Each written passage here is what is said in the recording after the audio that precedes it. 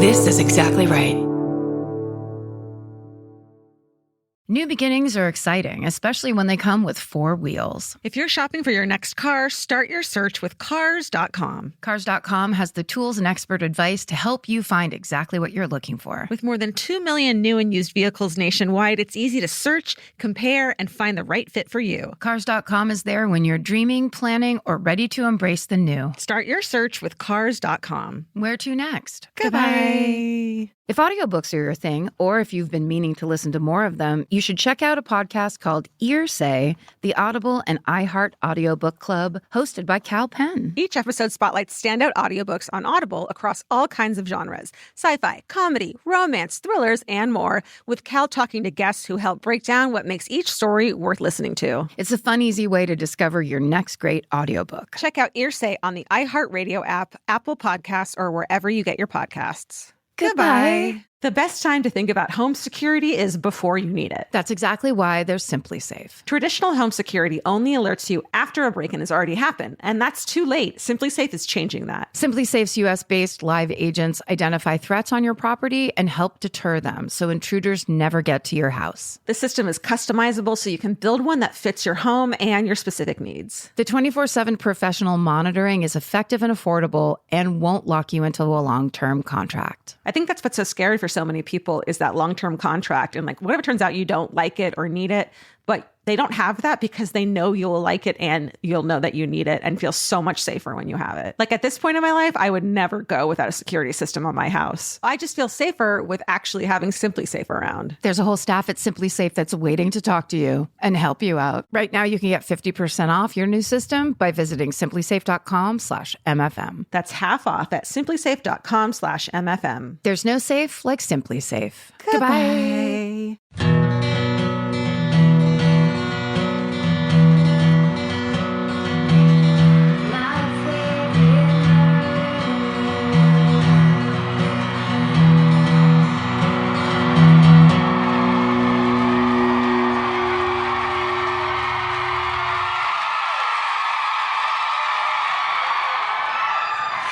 What's up, Dallas?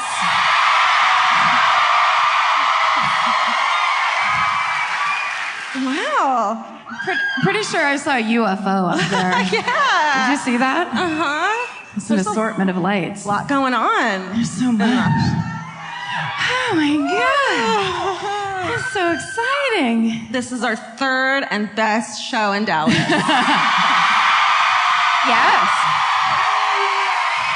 No, I ruined it. My pocket's out. I ruined it. It's no longer the best show. Let's do it. Let's start over. God damn it. Take it from the top. This shirt needs to be burned. Let's just say that. Yeah. I didn't even give a Passover. No, I love it. There's hair. There's the tears, sweat of others, myself, combined. I realized today that all the clothes I brought to Texas smell like barbecue. And I haven't even been in a barbecue restaurant. It's not like I've been in a restaurant. It's eating things backstage and in the hotel room. Yeah. And yet... And also, where was the picture that you sent me today? I sent her a photo of a trough of mac and cheese. Close up. Very close It up. was a close up. That was actually just Whole Foods, but I just thought it would be a good photo because we didn't text that morning. We hadn't texted all day, so I was like, this will be a funny thing just to send someone randomly. But then after that, fuck you guys. Okay. Did you just say fuck you guys to no, Dallas? That's crazy. They will get so God. mad at you. No, fuck, comma, you guys. Okay. No, because, all right, I love LA. However, if I had to move somewhere, it would be a place that has really fucking good barbecue in a gas station. Would that gas station be our friend Bucky's gas station? Yeah. That's right. We know the lingo now. We can fucking speak your language. Yep. Bucky Nuggets, 1,000. Yeah. I ate those too today. So good. How can you not? I mean, it's like cotton candy in your mouth. But beavers. But beavers. Don't. Stop it. This is supposed to be the best show. Was it really at the gas station? Yeah, there's a fucking just whatever gas station, and then there's a barbecue place and a drive-thru in the gas station, and it was like really good barbecue. Were you still asleep? No. And then I took it back to the hotel room and sat and ate barbecue in the hotel room. Yeah. And while Vince watched football, and I was just like, "This is my life, The and I love fucking it. life. This is the life." Free glass of rosé from the downstairs hotel area. Oh, did you go mingle? And no, I fucking grabbed a glass of wine and went upstairs to eat my barbecue in peace. You're like, do you have any pitchers or large containers, maybe a flower vase that I could take with me? I don't want to mix with these people. Vince did really disappoint me in our marriage, though, because... Oh, no. And, like, this is, he's amazing. But I went to they're like, they pour you a glass of, like, rosé. It's like 2 to 6 rosé hour or whatever the fuck. And then the guy goes to pour 2 glasses, and he goes, "Oh, no, just one. I don't want one." And I was like, "No, dude, you get a second glass for me." Team playing. Yeah. At all times. But it probably was a sign of you're drinking too much. Do you think he was quietly judging you? No, he wouldn't do that. Now with counterpoint, Vince. You just talk massive shit on him, and then I like hand the microphone over. Well, that's interesting. I have nothing to say about it. Maybe Vince does. Why is he on the ground? There he is. He's down in the little opera spot where you can call for your line. Down in the old. This is an old theater reference I'm making. Only certain people understand. Want to know what I did? Yes. I got a massage. Oh, I know. In the hotel. Fancy, right? That's amazing. It's so much easier to communicate with you when we have a crab-like clasp on each other. The intensity of that. Yes. It's a conduit. So I called down. This is brilliant. If you have a business that you offer 2 things that don't go together, put them on the same menu. Because as I was ordering breakfast, I was like, oh, massages. It was right fucking there. Which I've never seen before. Together. And he's so smart. I was like, I want oatmeal. Oh, and I want someone to rub my back. Yes. And at this place, they have 4-hand massage, which means 2 people massage you at one time. I feel like that's a creepy way to say that. 4-hand massage. What isn't a creepy way to explain what that might be? Yeah. I feel like, 2 people massage you at the same time. Okay. 4 hands from who knows where. Coming up out of the walls, in the ground. Yeah. They're all strangely silver and gray. Yeah. Don't worry about it. You're face down. Yeah. What species of hand are we talking about? But 2 people. Oh, interesting. You say that. Monkey hands. That's when you read the small print. Monkey and raccoon hands. So one's too small and one's too strong and could kill you. That'd be pretty cute. That would be sweet until you die. Right. I am so Catholic, I could not order the 4-hand massage. I was like, that's not right. I can't ask for that. That's too much enjoyment in this life. Who am I? I think that's the perfect way, though, to treat yourself without guilt, is always have one thing that's too much. So even if you want well, I'm not going to get a Lexus. I'll just get what's one step down from Lexus? Oh, clearly it's a Dodge Charger. Yes. But what you really wanted was the Dodge Charger to begin with. Oh, inside your mind you're doing all of this? You or tricked to yourself. someone on the street? To yourself. Okay. Writing it on paper, or just this is a mental situation? You have your Jewish friend tell you that you're worth it and you deserve it. Come on.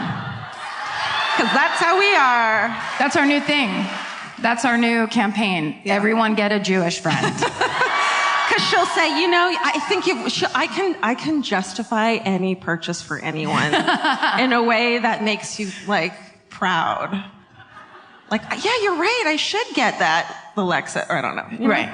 I should get a raccoon paw massage. I deserve raccoons. I do deserve it. She's right. I work hard. Imagine. Because you've seen raccoons wash their food, right? And it's so thorough and fast.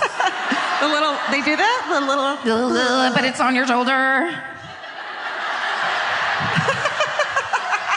And they stare at you. Did I ever tell you about that time?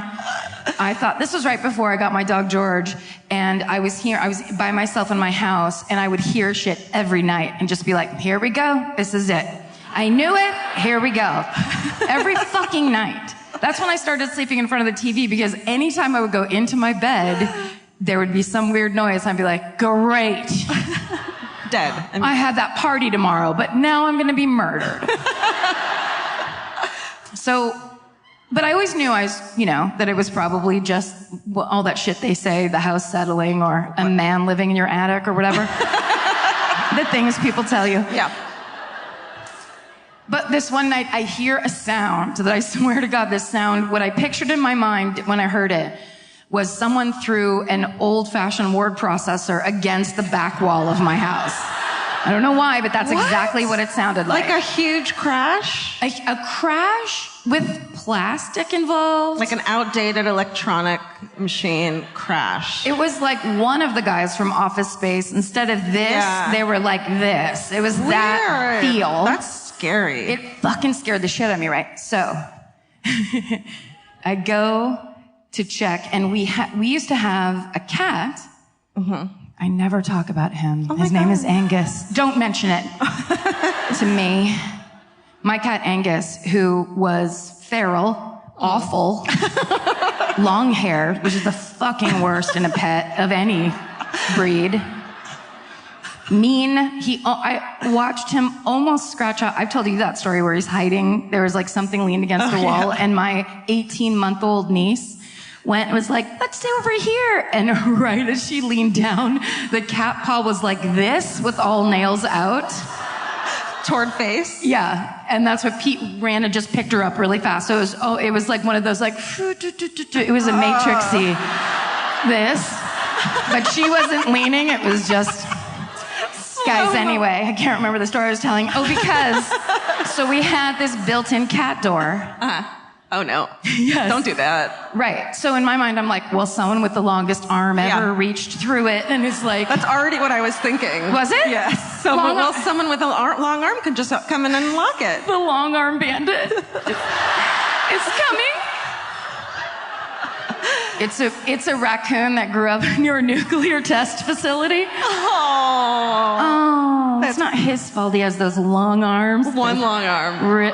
Just the one. Just the one. So he has a crazy limp. Yeah. And the fastest hands.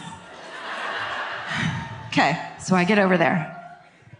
And of course I think it's someone trying to like physically break into the back door. Mm-hmm. And when I get to the back door, I flip the porch light on, and there's a raccoon who is just coming back out of the cat door. So like he had gone,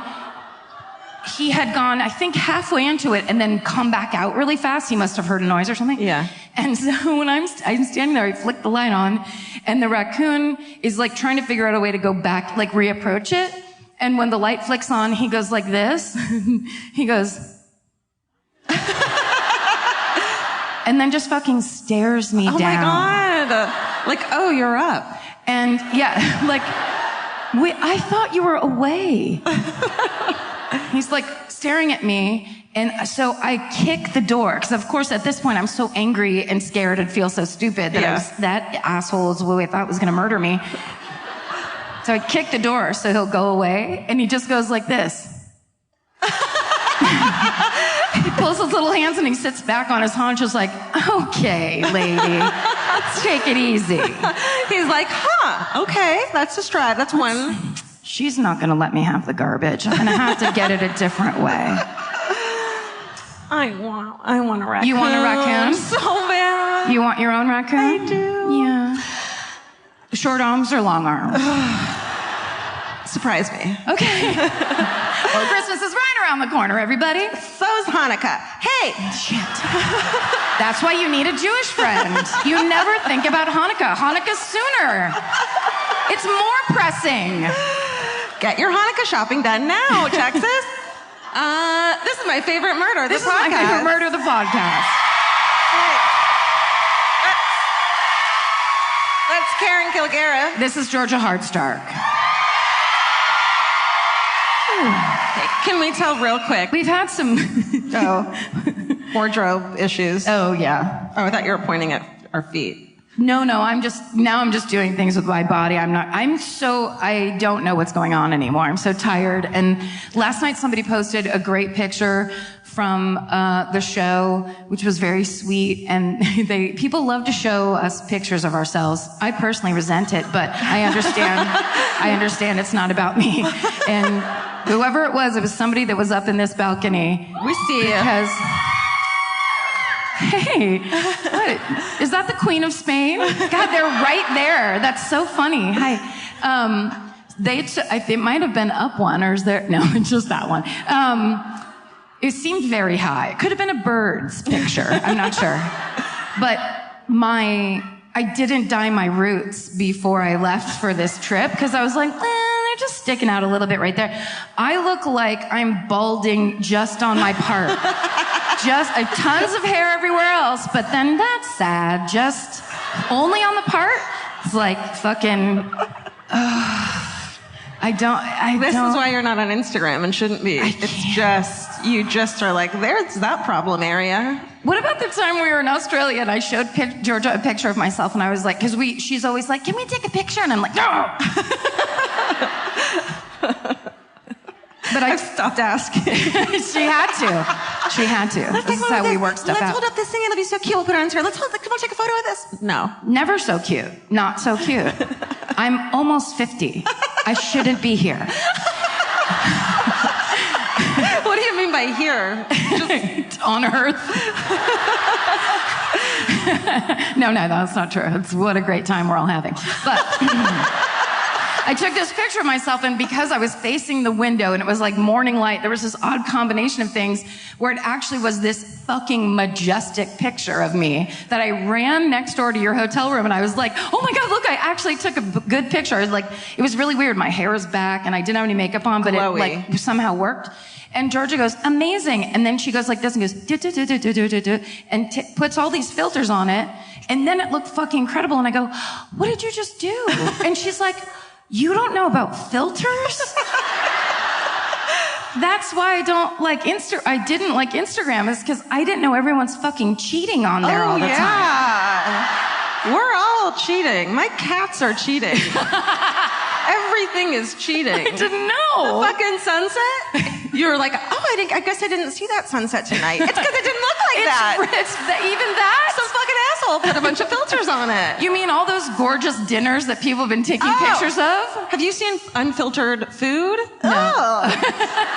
Everyone, no post photos of food unless you know how to filter the shit out of those things. What a revelation.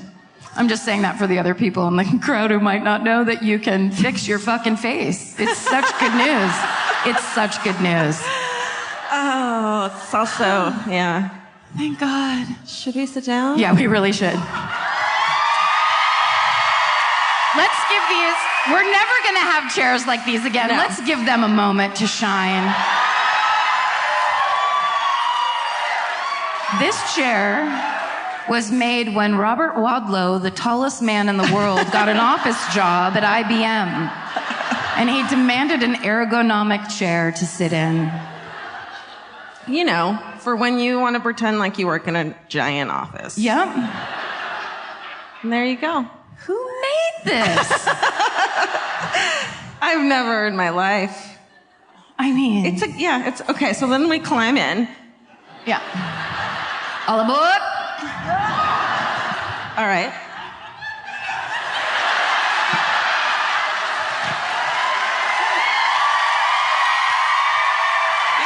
You got it. And now the pull-in. Okay. And that's how you sit down in America. Just real quick.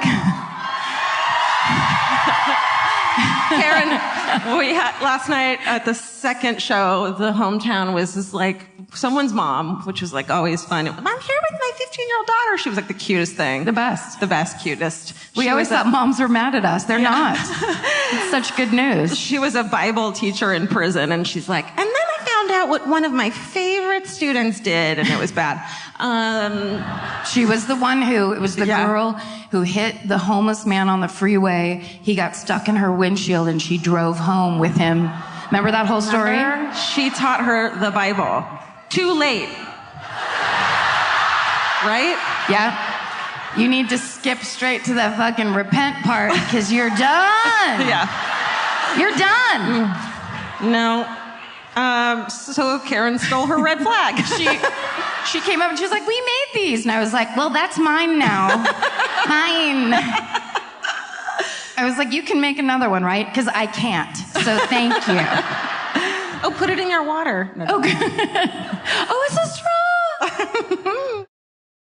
This podcast is brought to you by Squarespace. Every successful small business starts with someone saying, I wonder if people would actually buy this. Squarespace gives you everything you need to find out. From consultations to events and experiences, you can showcase your skills with a customizable website designed to attract clients and grow your business. With Squarespace's collection of cutting-edge design tools, anyone can build a beautiful, professional online presence that perfectly fits their brand or business. Get paid on time with professional invoices and online payments. Plus, streamline your workflow with built-in appointment scheduling and email marketing tools. Head to squarespace.com/murder for a free trial. And when you're ready to launch, use offer code MURDER to save 10% off your first purchase of a website or domain. Goodbye. You know your favorite summer clothes by what actually makes it into your suitcase. Find the outfits you'll wear all season long at Quince. Quince's 100% European linen pants, dresses, and tops are the pieces you'll reach for all summer long.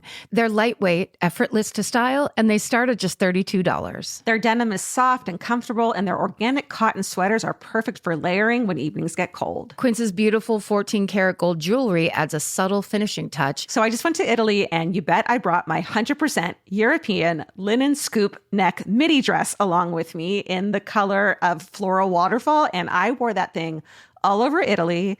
It was like the perfect day to night. It just looked so pretty, and I felt like I looked sophisticated while still being comfortable. Make your summer wardrobe feel easier. Head to quince.com/MFM for free shipping and 365-day returns. Go to QUINCE.com/MFM for free shipping and 365-day returns. Quince.com/MFM. Goodbye. Every piece of furniture you own has a story. Sometimes it's an heirloom, and sometimes it came with the house because it was too heavy to move. If you're ready to start a new chapter with your home decor, there's Article. Article makes it effortless to create a stylish, long-lasting home at an unbeatable price. They take great care in curating their collection, focusing on pieces that stand the test of time. We've talked about Article for a long time.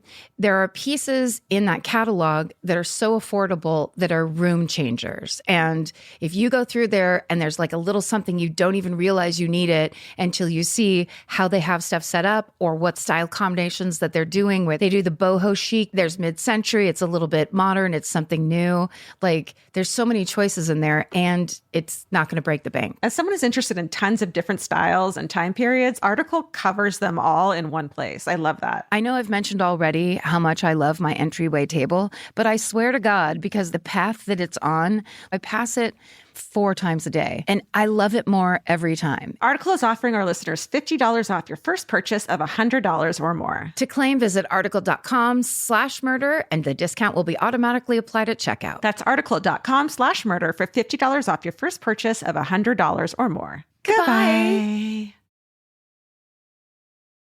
Okay. Okay, I'm first this evening. Okay. Let's do this. So- this is a true crime comedy podcast. To all you strangers. Thank you to all you, and Steven's not here, sorry. Yes. It's so disappointing, I know. He's sending me photos of my cats, and there was one photo that he sent today, and I said to myself, they look hungry. I'm such an asshole. They look hungry. They look hungry. She was like, don't they look hungry in this picture? And I was like, mm-hmm.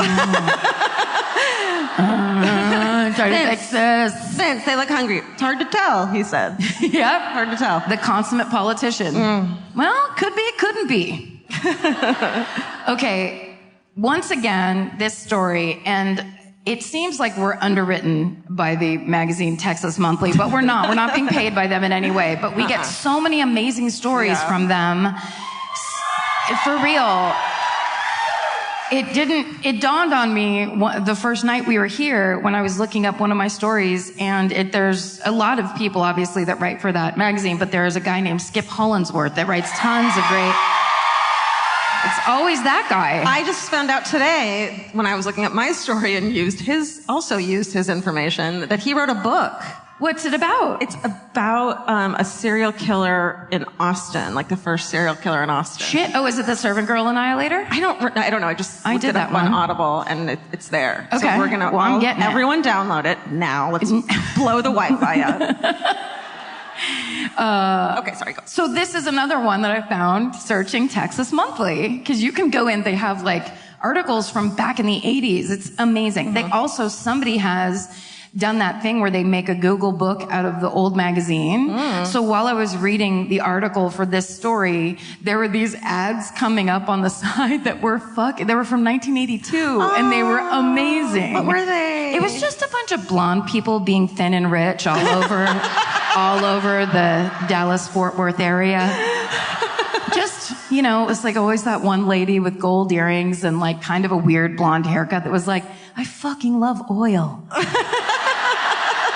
They just drank oil at that point. It was just, there's a lot of, how sometimes it's like beef, it's what's for dinner. There's commercials for things that it's not a company, it's just a concept. Oh yeah, like milk or whatever the fuck. Yeah. Milk. It's good for your bones. Okay, that.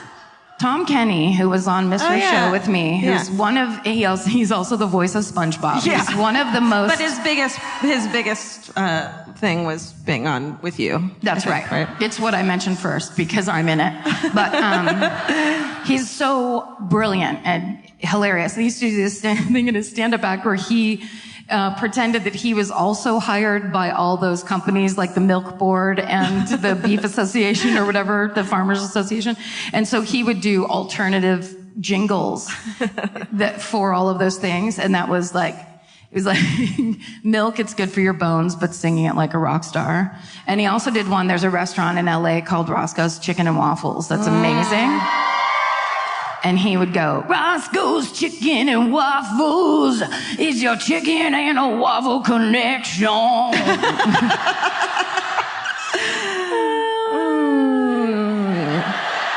Sidebar Nation. I don't think you're allowed to do other people's acts during your show. He doesn't need it. He's got all that SpongeBob money. Yeah, that's right. He doesn't even know. What, are you going to just sue me, you rich bastard? Okay.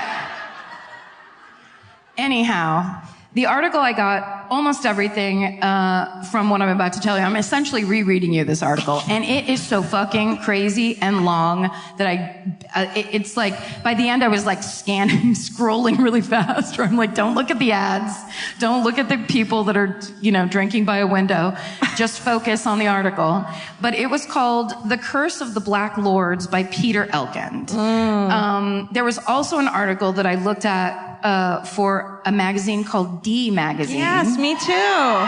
Did you look at that one? I used both of those magazines too. So good. Yeah. And that article is called The Rise and Fall of a North Dallas Cult by George Rodriguez. And this, my friends, is the story of Terri Hoffman and the Conscious Development Cult.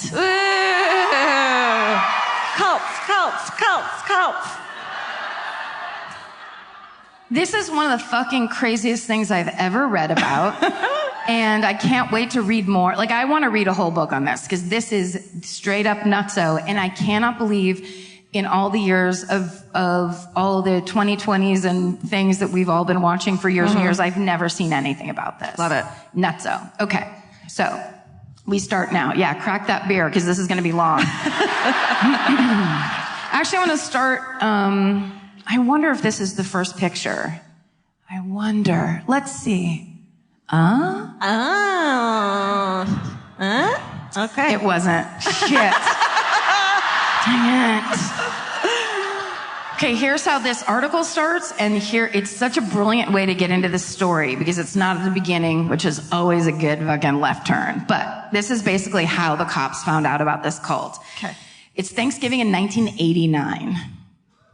Put yourself there. I'm there. So much hairspray. Oh my God. All of it is the Aussie, what do you call it, products. Yeah. that purple hairspray. Got it. It starts with a smell in an East Dallas neighborhood of Lake Highlands. Yeah. They love smells. They love the smell. It's so bad that the neighbors call the cops. Firemen are the first on the scene. They kick down the door, take a step into the house, walk back out and throw up on the front lawn. Ooh, they always do that. But don't taint the crime scene.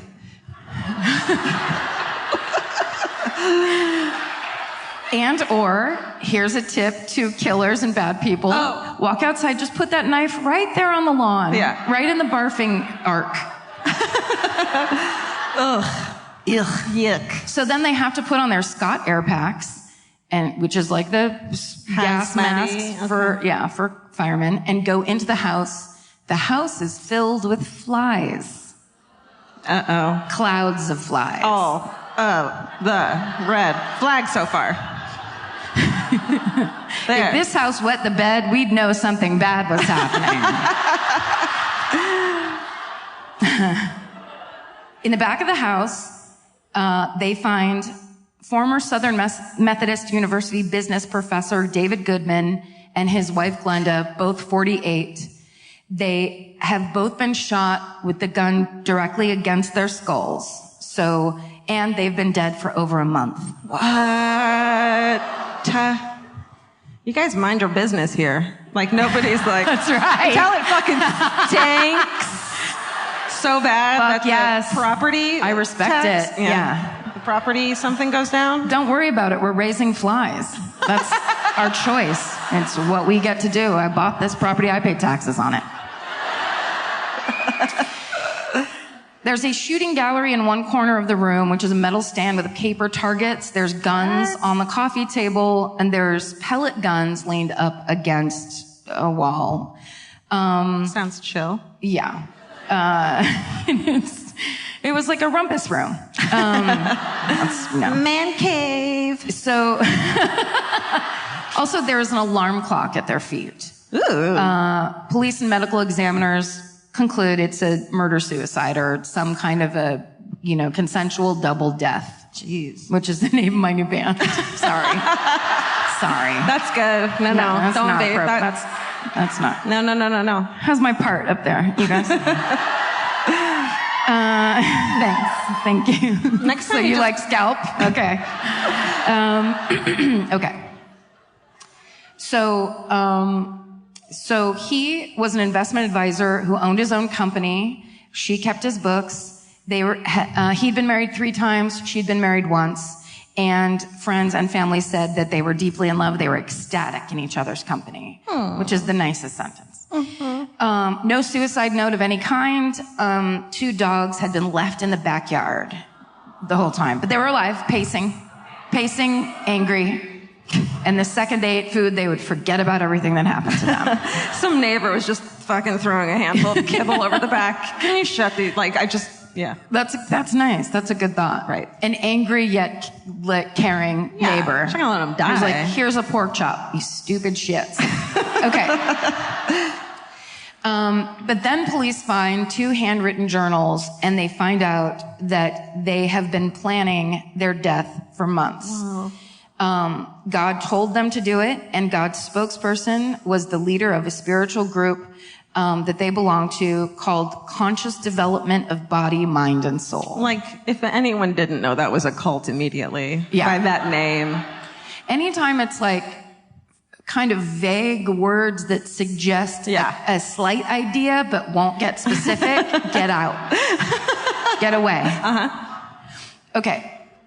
They had been advised to stay away from family and friends because of their negative energy. Absolutely.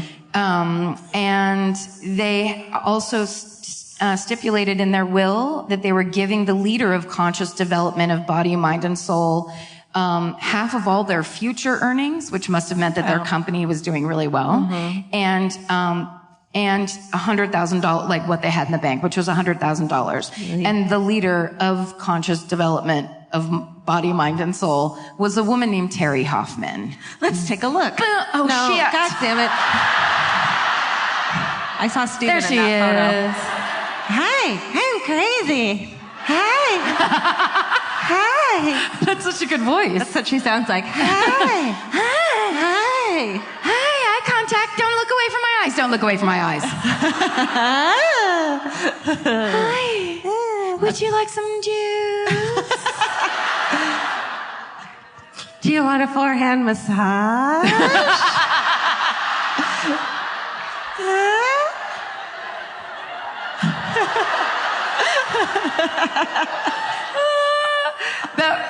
I bet you that was like a secret fear somewhere deep inside where it's like, yeah, you're going to get on the table and the forehand massage is going to start.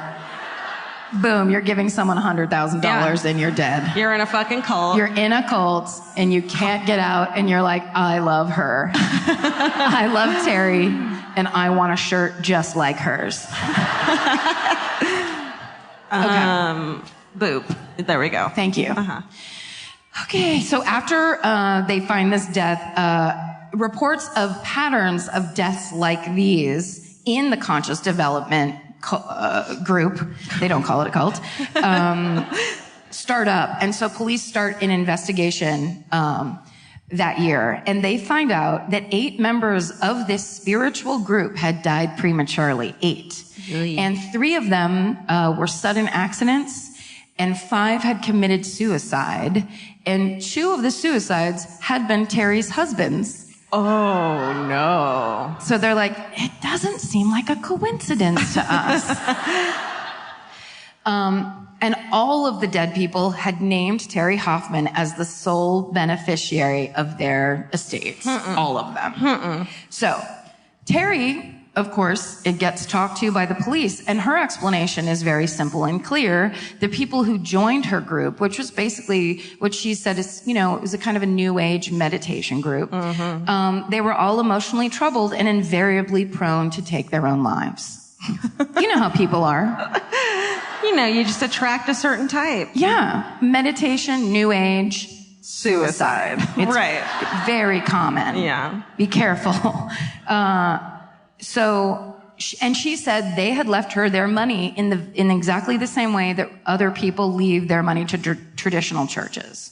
So what's the problem? And the cops were like, great, see you later. Now, very soon after the police investigation started, Terri's 2 stepchildren filed a lawsuit against her, saying that she had contributed to all those deaths through hypnosis, behavior modification, mind control, and emotional manipulation, AKA Terri was the leader of her own death cult. Whoa. Yeah. Okay. She seems so innocent. I know. Should we look at her again? Let's look at her again. Okay. Ah. I don't see it. I don't either. I don't see it. Okay. So we'll talk about Terri Hoffman's background. She was born into a poor family. Her mother died of tuberculosis, and she was sent to an orphanage when she was 9 years old. So there she realized at the orphanage at age 9 that she was the reincarnation of St. Teresa of Avila, who, as we all know, the good Catholics in the audience know that St. Teresa was a 16th century Spanish nun. I had no idea of any of this. I was like, shit, they teach you guys a lot. Yeah, and we memorize it, and we take it with us through our lives.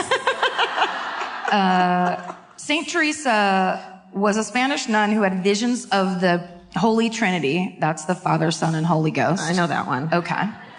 So it's Monty Python God. Spectacles, testicles, wallet, watch. Right? Spectacles, You don't know that? testicles, wallet, watch. Is this what Jews say about Catholics when we're not around? Is that from Airplane? I think it's... What? Austin Powers? No, it's older than I'm that. glad I don't know that reference then. I got taught that at a young age. Okay. I think my dad taught me that. Marty! Okay. Good to know. I was much more concerned with, do you know the Holy Trinity? Because I was trying to fucking Terri Hoffman you into my cult, which is Catholicism. If you just have 5 minutes, I can tell you about the good word. Okay. But St. Teresa had these visions. She believed that she was visited by the Holy Trinity. She also believed that you could visit the kingdom of heaven like rooms in a castle. So she would basically kind of like astral project into heaven, and she told everybody about it. So Terry's like, me too. When she was 11, she was adopted, but she ran away 4 years later to Durant, Oklahoma. Durant. Oklahoma has been representing so fucking hard at our shows. Hi, guys. Okay. Hi, we had no idea. We had no idea. Thanks for being here. Thank you. So she runs away to marry an 18-year-old truck driver named John Wilder. What's a truck diver? What'd I say? Truck diver. Oh, you've never heard of that? They drive trucks off of piers, and in the truck they go fishing. It's okay, I did the addict switch every show this weekend. This is the weekend that we find out that we have several speech impediments, and we're proud of them. Who cares? So, Terry, now that she's a married old 15-year-old, drops out of high school, because fuck it, and she has a daughter in 1954. She has a son in 1958. Another daughter in 1963. They all live on a farm in South Dallas County. So her husband, her 18-year-old husband, goes away on these long-haul trucker trips. And so Terry begins to dabble in the occult. She reads books about Edgar Cayce, and she takes classes in hypnotism. Okay. By the late 60s, they'd moved to Farmers Branch, and good times? Like, ooh, gorgeous yet small houses there. Or big. We'll talk about it later. So once they get there, she starts leading meditation classes at her house. And this is basically when conscious development started. Okay. So far it's on the level. Yes, Sounds exactly. like everyone in LA. Yeah. For fuck's sake. Oh, that's the thing I forgot to tell you when I went in for I just stuck with aromatherapy massage because I was like, that's what people get. Be normal like other Smell people. shit. Yeah. While you get massaged. I love aromatic oils. Smelling it. But the woman goes, is there any particular areas that you want me to focus on or any problems you're having? And I just go, no, I'm just trying to get back into my body. And then we both just stood there staring at each other. And then I was like, I'm not in LA. You're not supposed to say things like that. Oh my God. It's so embarrassing. Get back in my body. What did I'm just trying to get back in my body. What does that mean? It's deep. It sounds deep. It just came out, and I thought she'd understand, and she was just like, okay, you can put the robe over there. She just pretended like it never happened. I'm going to use that. Did it work? Use it. Oh, I'm in my fucking body tonight. Let me tell you what. She must have understood me. I mean, getting back. Thank you. It's nice to be here. Okay. So, it was basically just a talking meditation class. So, she would write up and sell lessons, like in little pamphlets herself. Okay. And this was the first lesson. It was first degree lesson 1. This is how it starts. This is your first lesson. It is yours in a special way, since the knowledge contained within it is sacred, secret, and mysterious. Mm-hmm. It's fucking on the page. It's none of those things. This information has been treasured and carefully guarded since ancient times. For knowledge gives its possessor power. That's true. This sounds like a really long fortune cookie so far. By being exposed to the teachings of the masters, you will not only become aware of the truths which others rarely possess, yay, but you will also learn how to use and control energies few have mastered. I'm already out. You don't like bzzz, No. Harry Potter? Okay. So it turns out the masters are, according to Terri Hoffman, 12 wise spirit guides who would visit Earth to give advice or warnings to mankind. Only a few people very rare few could communicate with them. Of course, Terry was one of those people. And she said that the 12 masters included Jesus Christ himself and a guy named Marcus. So I'm in 100. I bet Jesus Christ is stoked he made the fucking grade. Yeah. He made the list. He's like, great, I have so much to tell you guys. Sorry, Marcus is talking. You're going to have to hold on. Okay. So according to Terri, the masters first appeared to her when she was 4 years old. And they told her that she could have anything she wanted if she tried hard enough. It might be true. I mean, depends on what you want. True. Yeah, let's think about it for a second. Okay, I'm here. Let's do it. She also said that the problems that you have in your life are coming up because you're paying for bad behavior from your past lives. So it's like, Terri, that's karma. You didn't make that up. That's Hindu. Stop it. Terri. I wish I was Terri's friend. I could just be there when she was writing up this pamphlet and be like, Terri, you're lying. Stop it. Stop typing about Marcus. That's a fucking lie, Terri. You're being a negative energy. Quit it, Karen. That's why she had to get rid of all the negative energies. Yes, because it was Karen telling her. Yeah, because I'm trying to copy edit her bullshit. Just be like, you can't pretend you made up karma. People will catch you. Okay. She also preached there's no difference between life and death as, quote, you will become conscious of the continuity of life. Death then will not exist in reality because your existence is not dependent on the mere existence of the physical body. What?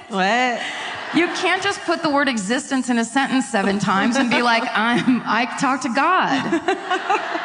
Well, apparently you can. I mean, you can. And she did. Okay, so most of her ideas were borrowed from the usual texts that inspired the New Age movement, except her doctrine that offered forgiveness for sin and was very pro-sex, like have it as much as you want and can. Jews, yay! Is that what you guys are That about? one's ours. Well, yeah. That's your jam? We dig it, yeah. Particularly? No, but yes.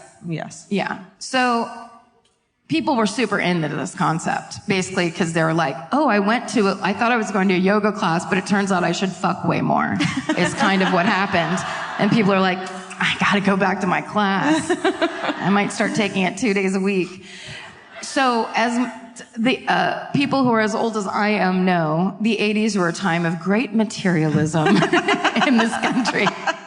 Great expansion of materialism. Yes.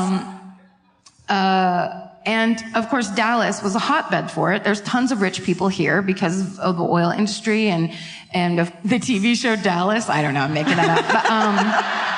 But, I mean, it was everywhere, obviously, but it was the thing that always happens with materialism where it creates an empty hole and people are like, but I bought a $80,000 car and I'm still upset. Now I'm really freaked out. Yeah. What's going to happen to me? And normal religion wasn't helping most people with this feeling and they were turning to new age, options. A lot of people became spiritual seekers. And so, Terri's meditation classes, she was the wise guru. She had all the answers. She had a fucking direct line to Jesus and Marcus.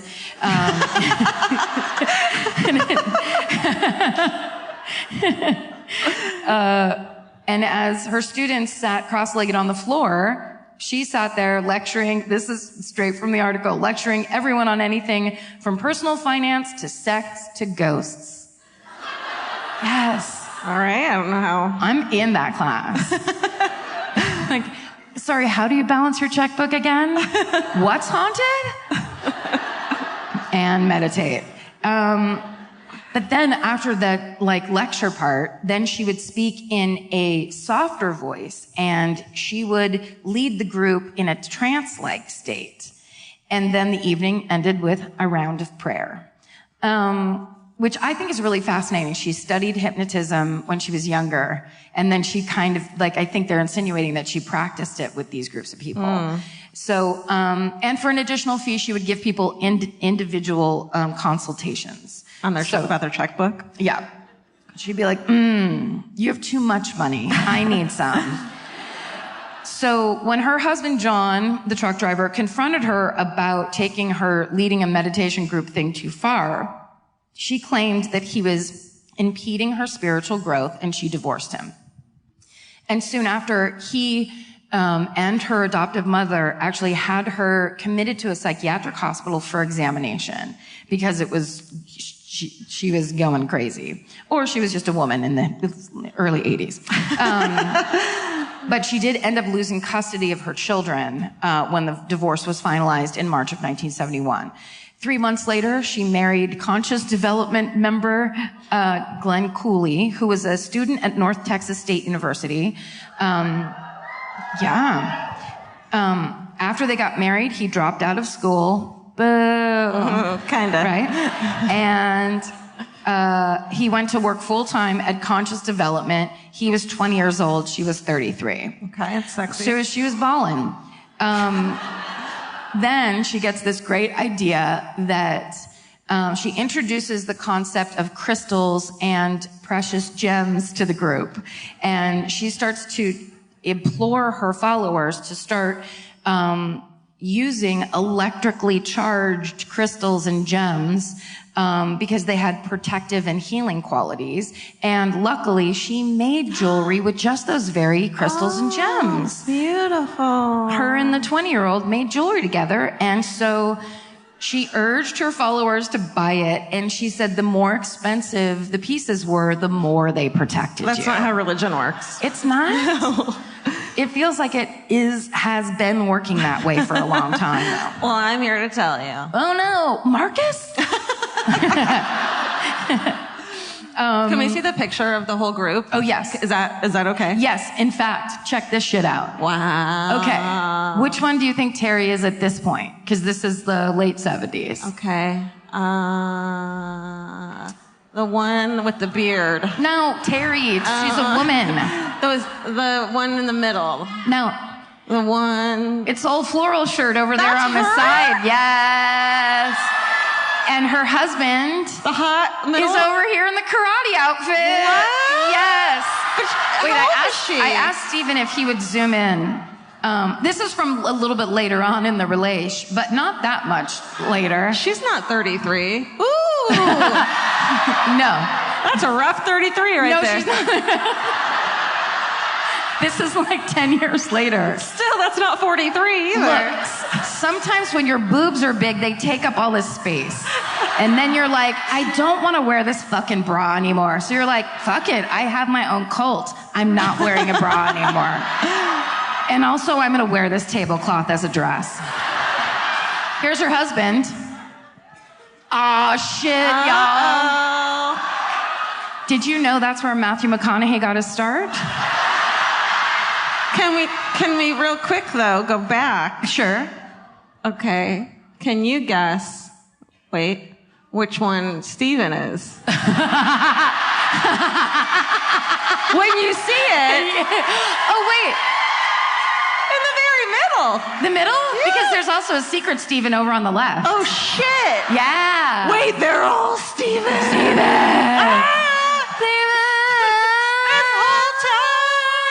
You were a whole cult. And we didn't even know it. Okay. So they're deeply in love. And, okay. So there's a person in this group, and her name was Sandy Cleaver, and she had all the jewelry. She bought into this whole concept, hook, line, and sinker. And she had a family trust. She came from a lot of money, so she had the time and resources to dedicate herself to conscious development. And she, like, of course, many people, she had a life marked with tragedy. Her mother had been in and out of mental hospitals. Her teenage sister died in a car accident. And her father had died in a plane crash. Yikes. So she was a seeker. She was looking for some kind of spiritual answers. And she had been in this group since the beginning, and she really believed that Terri was all the things that she said and was really helping her. Terri begins to prescribe holistic medicines to her followers. Just rando pills that she had literally driven up in a truck from Mexico. No, don't take those, you guys. Yeah. And it was like, these are like crushed up crystals, eat them. No. No, I mean, that's what I imagined. Why would you, it's like, this is a bunch of, I'm like, cumin. Right. But it's magic. It's going to fucking give you powers or whatever. That's why I don't have a cult.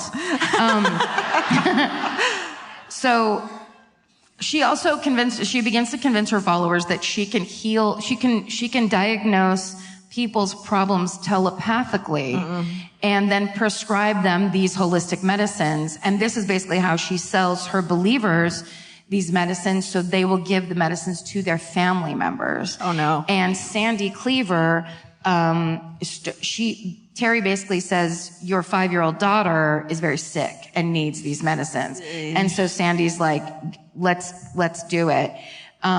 When Sandy filed for divorce, a month after Terri filed for divorce, she told her husband it was because he was blocking her spiritual development. And he sued for custody because he could tell that she was going off the deep end with this meditation group that she was in. And he testified at the hearing that Sandy was giving their 5-year-old daughter 110 pills a day. Yeah. 110? Yes. I can't even take 6 vitamins. I know. That poor baby. I know. It's super nuts.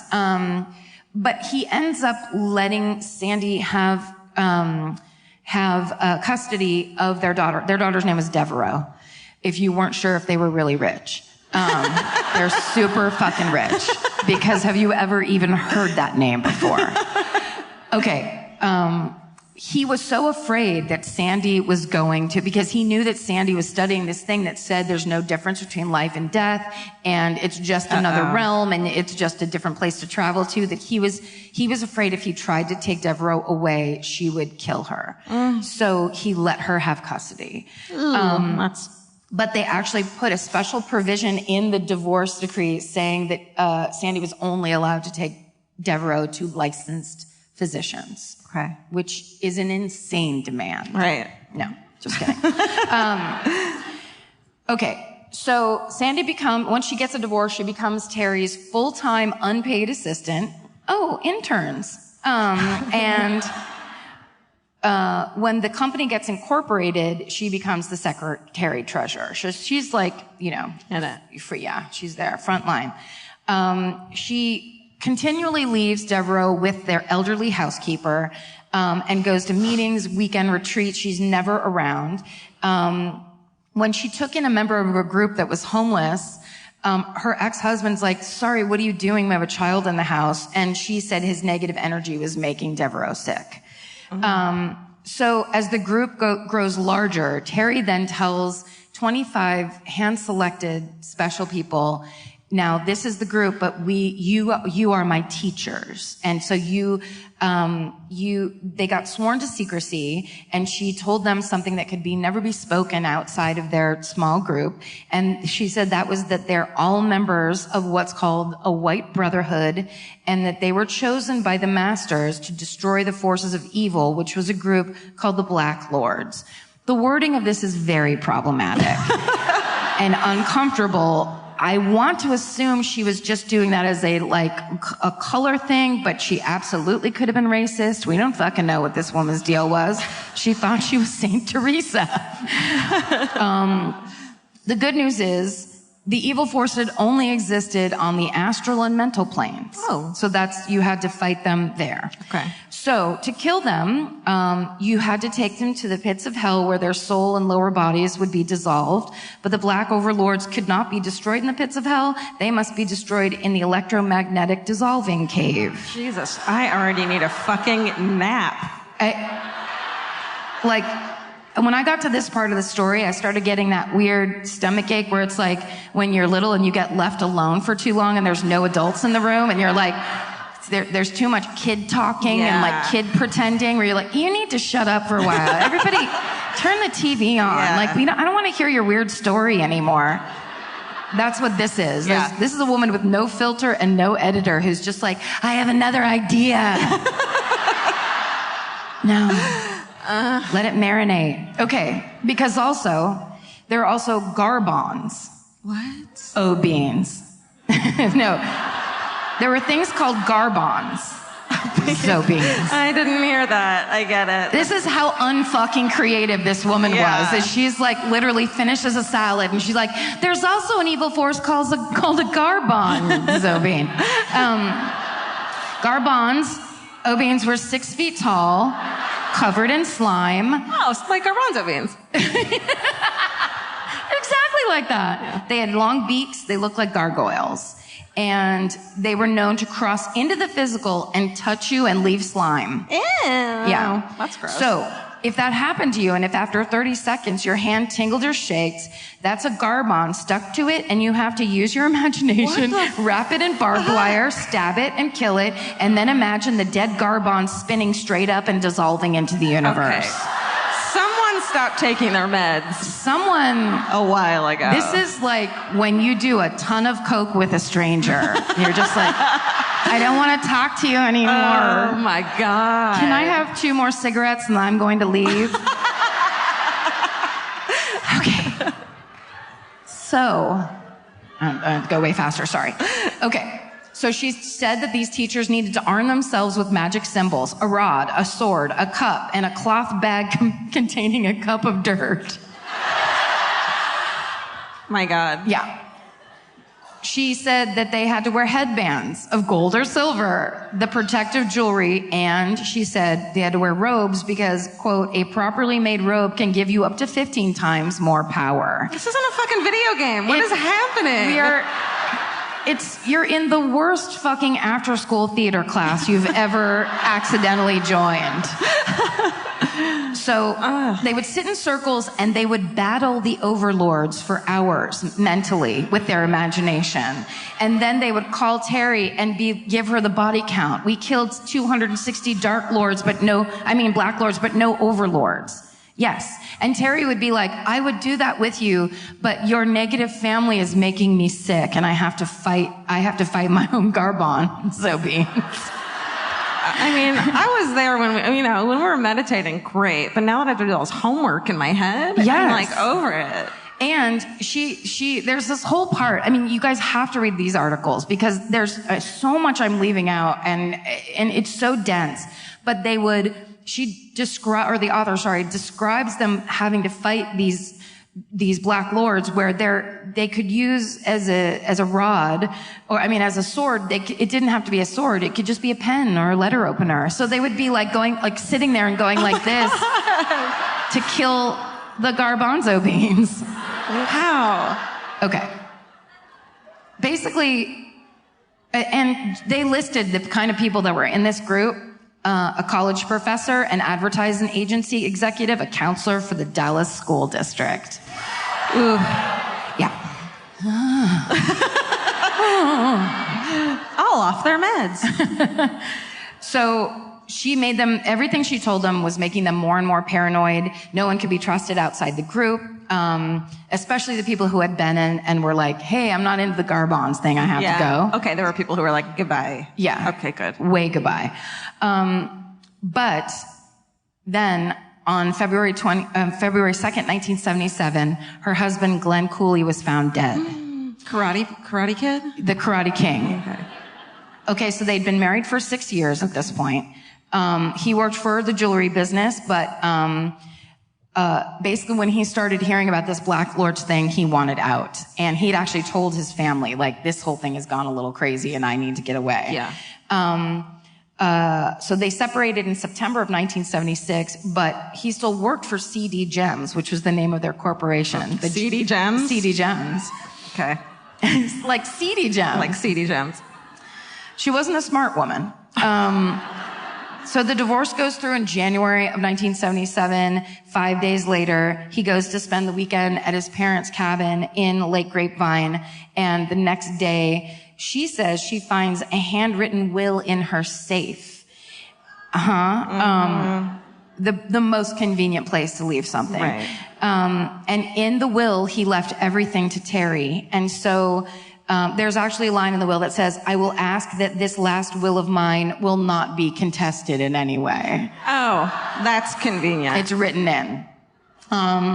So she says when she saw that, the will he put in the safe, she got 2 of her teachers, drove to that cabin, and when they got there, they found her 25-year-old ex-husband dead in bed with a strange ooze coming out of his mouth.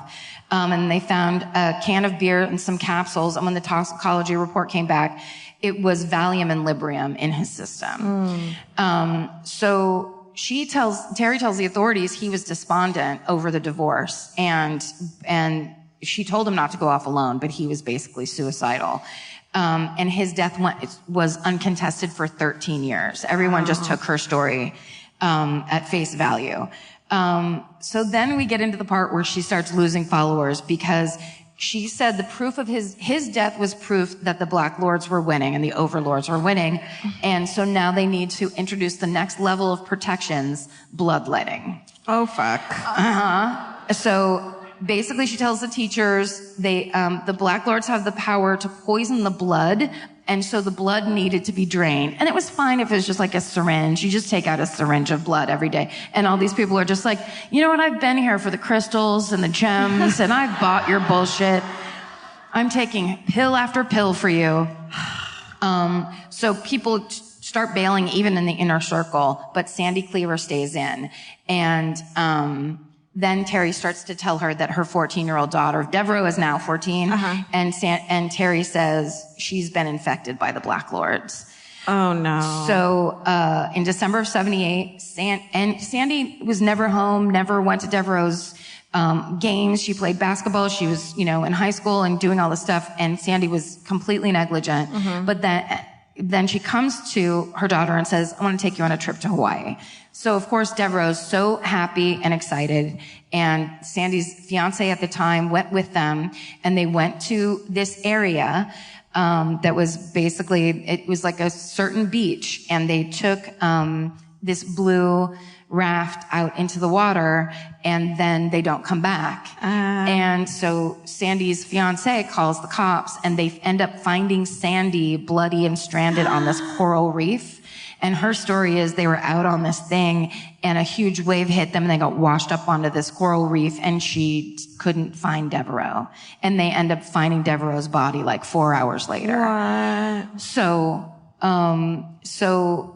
when Chuck, Sandy's ex-husband and Devereaux's dad, he finds out that they call him when she's still missing and they haven't found the body yet. So he hustles it up and takes the next flight to Hawaii. And when he gets there, Terri's already in Sandy's hospital room. So Sandy's been beaten up on these rocks or whatever. Terri's already there. And, back home in Dallas, somebody had called Chuck's house and a family friend answered the phone and they said, we have a document that you need to see. And it was Devereaux's will, a 14-year-old's will.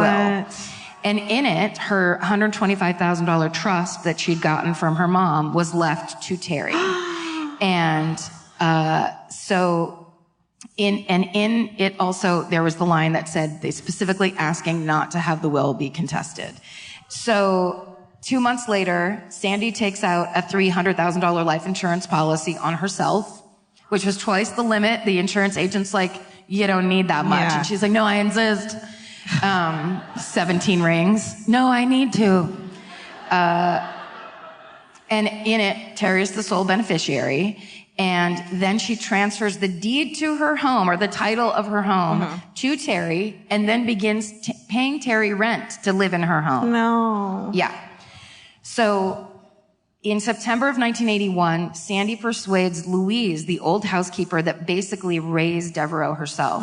She's like, we need to go on a trip to Colorado. The Conscious Development has bought this plot of land for a retreat that we're going to build one day, and we should go look at the land. And the 77-year-old housekeeper's like, fuck off. Oh, good. I'm putting my feet up. But she basically made her go, and they fly out, and it was in an area near Cripple Creek and near on this mountain, and they are in the station wagon. They drive up the road to the mountain and fucking off that mountain. Yeah. The cops say there were no skid marks, there were no brake marks or anything. She just drove off the mountain and killed them both. And then they find, Terri shows up in Colorado to claim the bodies.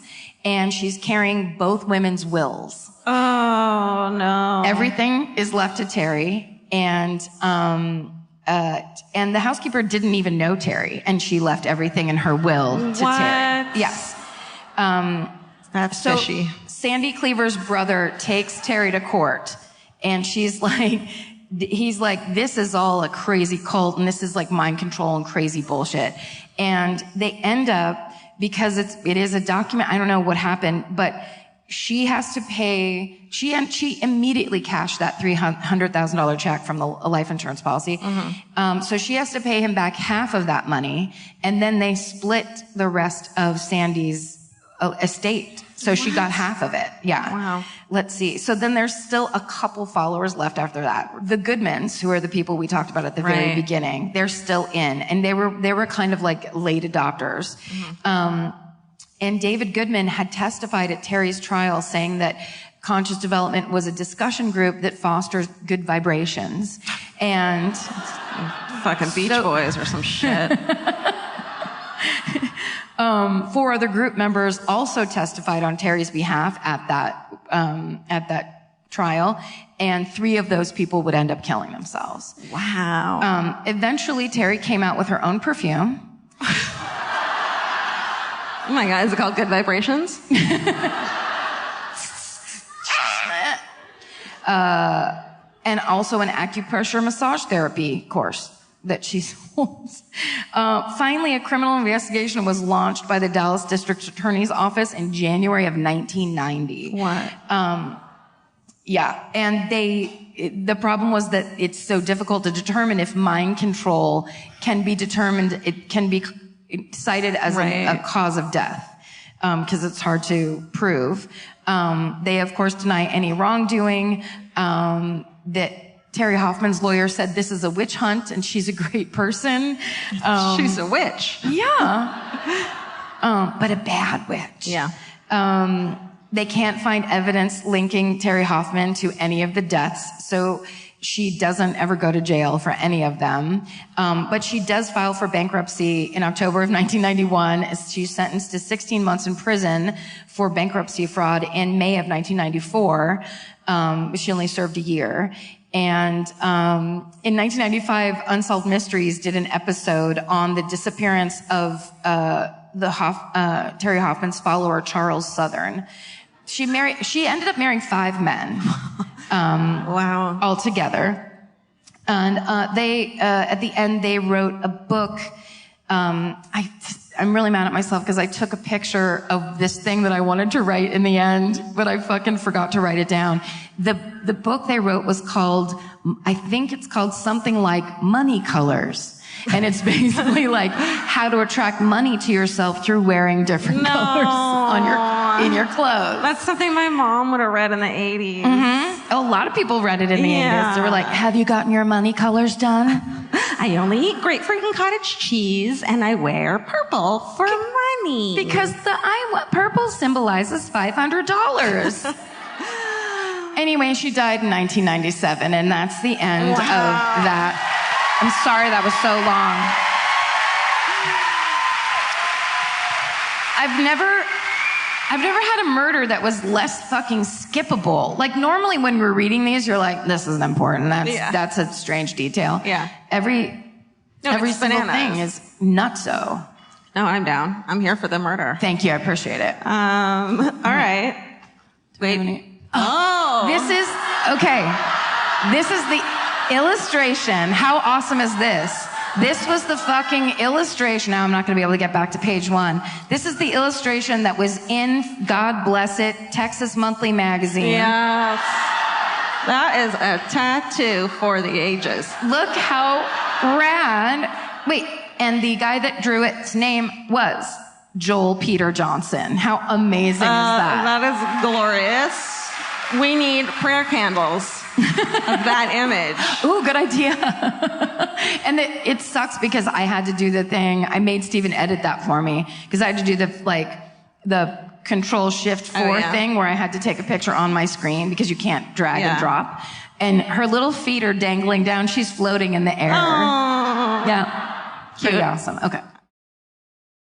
Get into the Hyundai Getaway Sales Event and get away with a deal so right, it almost feels wrong. Right now, you can get great deals on Hyundai's most popular models, from hybrids to EVs and more. Score on the adventure-ready SUVs like the Hyundai Kona, Tucson, Santa Fe, or Palisade, or the bold and tech-inspired Elantra. And the most advanced and capable Sonata or Sonata Hybrid yet. Or go all-electric with the Ioniq 5 or Ioniq 9. But getting away with a great deal is just the beginning, because every new Hyundai is backed by America's best warranty. Which means you can shop with confidence and drive with unrivaled peace of mind. So get down to your local Hyundai dealer and get away with a deal you'll truly love, but don't wait. The Hyundai Getaway Sales Event won't be around for long. Visit HyundaiUSA.com now for details. Goodbye. Support for today's episode comes from Square. Nobody starts a business because they love payroll. Or invoices. Or business. And that's why there's Square. Square brings your payments, inventory, scheduling, staff, online orders, and reporting together in one connected system. You can take payments in person, online, or on the go, and track sales and inventory in real time. Instead of juggling a bunch of different apps, Square keeps everything connected behind the scenes, so you're spending less time fixing problems. Whether you're just getting started or growing your business, Square is designed to grow with you without complicated setup,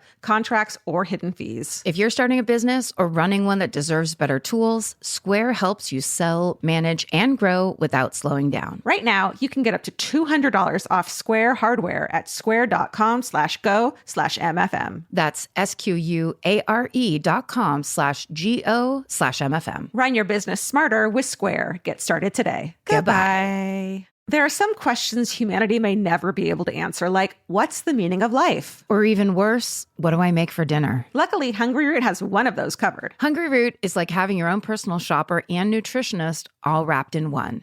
They'll take care of the weekly grocery shopping and recommend groceries and meals tailored to you. Imagine a world where shopping, planning, and cooking food is simple and stress-free.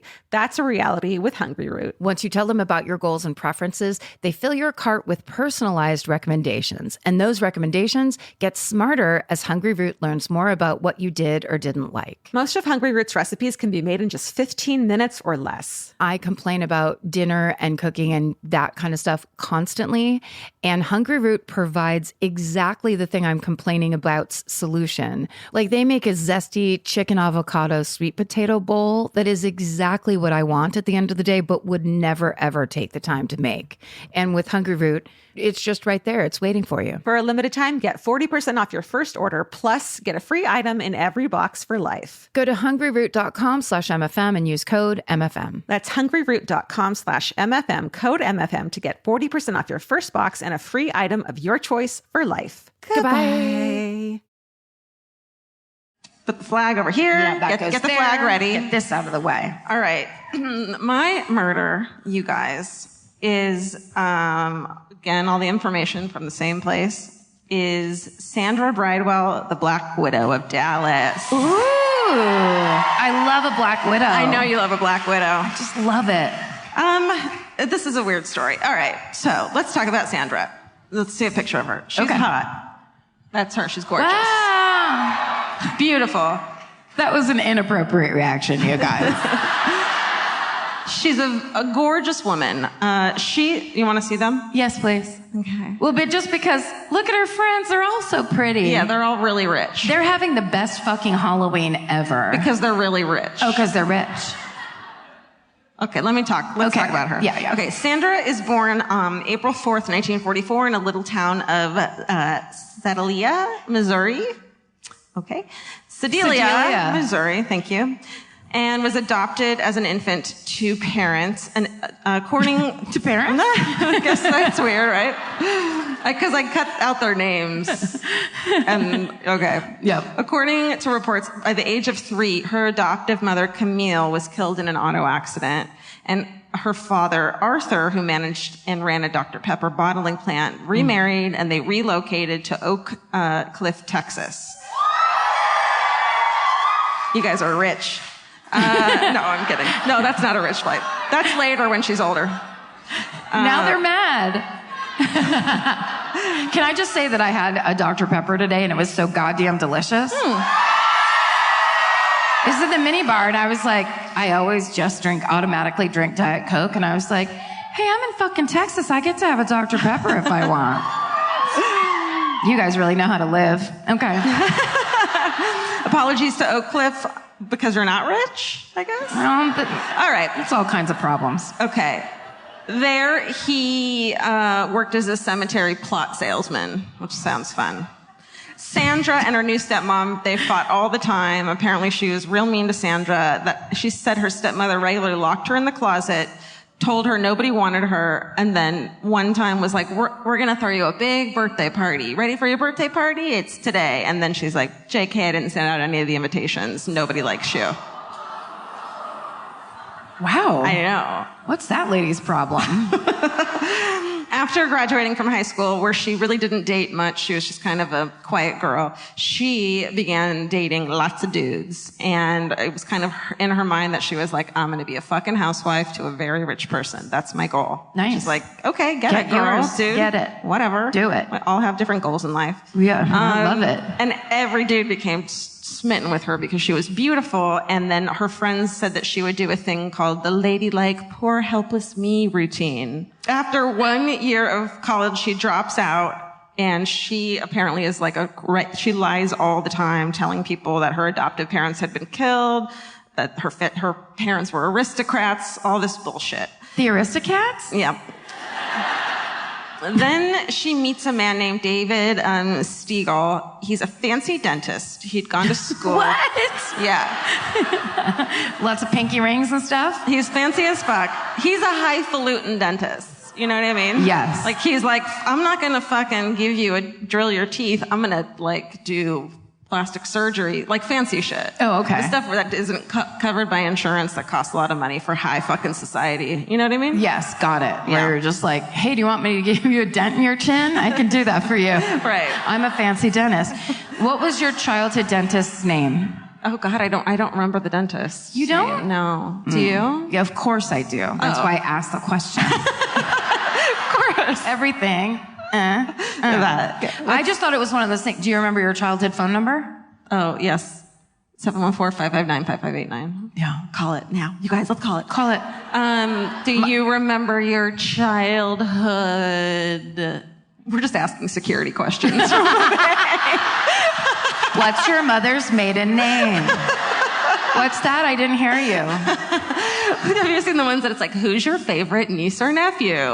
It's just like mean ones. Is that true? I've never seen that one. Okay. I just know that every single one where they're like, what's your first car? And then I'll be like, you know, whatever the answer is. And then the next time I go there, I'm like, well, there was that other one. Yeah. Like, my mom sometimes let me drive the Volvo. And it's like, I can't ever get into anything. No, okay. So she meets fancy dentist David. He had gone to school in Los Angeles and had Hollywood caliber clients, but in the Dallas fucking Richie Rich set. You know what I'm saying? So this is like the mid 60s. Everyone's rich as fuck in Dallas. Sure. And he had a thing for fancy stuff, big Cadillacs and houses and pretty women.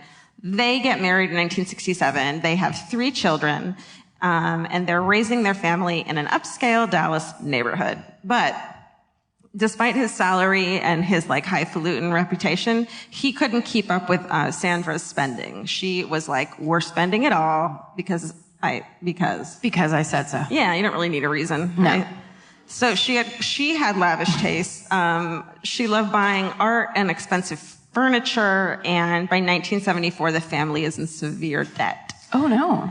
So he's forced to borrow money from his family to pay their bills. And in 1975, the situation and their marriage is falling apart. It had gotten so bad that David tried to kill himself.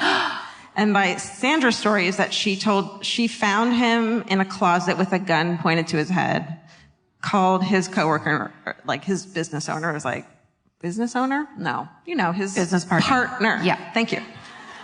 He comes and they talk him out of killing himself. But a few weeks later, he is found lying in bed with both of his wrists slashed and a gunshot wound to his head. Oh, Dead. That's a bit overkill. Yeah. Seems like. Well, then and when I found all these like random articles and Reddit stuff, and it's like, and it said that the gunshot wound was first, so like clearly he didn't do that, but I didn't find that corroborated anywhere, so I'm not saying it. Good use of the word corroborated, though. Thank you. Yeah. This is a true crime podcast. That's right. We know words. I know words. Some of them. Not most of them. Okay, so here, that was her. Nope. That's someone else. Okay. That's her. All right. So after his death, she collects the insurance on her husband's life and sells his practice, and then she begins dating wealthy men again. Which is like, man, her husband just killed herself. Like, go get yours, honey. Poor thing. Like, that sucks, right? Unless she killed him. Right. Okay. It's hard to know whose side to be on. It Probably is. not the Black Widows, Right. I would assume. So she kind of was, men were spellbound by her, blah, blah, blah. And then a little more than, you know, she's hot. We saw her. She had a really hot blobbity blah. Blah, blah, blah, blah, blah. You know what I mean? So a little more than 3 years after her husband dies, she marries a well-known Dallas hotel guy, an investor, hotelier? Yeah, that's right. Bobby Bridewell. So that's her second husband. He adopts Sandra's three daughters. They moved to upscale neighborhood of Highland Park. Mm-hmm. So she could have been in the cult, maybe. Oh, that's right. She was right around the corner. Yeah. Sharpening her fingernails.